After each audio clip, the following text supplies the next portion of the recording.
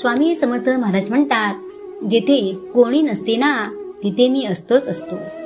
तुझे नातलग आप्तेबाई तुला सोडून जातील, पण मी कधीच तुला विसरणार नाही.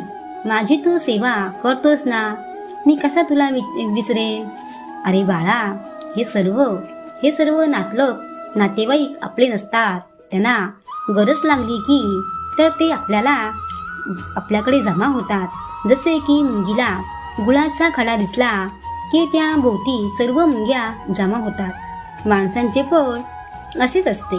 एखाद्याकडे भरपूर पैसे असले की नातेवाईक असतात, पैसे संपले की सोडून जातात. हे माणसाचे असेच असते. पण बाळा, देव नाही असा. अरे, आम्ही गरीब श्रीमंत असा भेदभाव करीत नसतो, सर्व आपलेच मानतो. अरे बाळा, तुला कोणी नसू दे, पण आम्ही आहोत ना. कशाला चिंता करतोस बाळा? तू भविष्याची चिंता कशाला करतोस? ते सर्व आमच्यावर सोपव.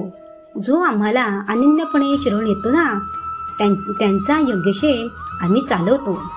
पण एवढे मात्र लक्षात ठेव, माझ्यावर विश्वास ठेव. आमचे सतत स्मरण करीत राहा. तू असे नको बोलूस की मला कोणी नाही. अरे, आम्ही आहोत ना.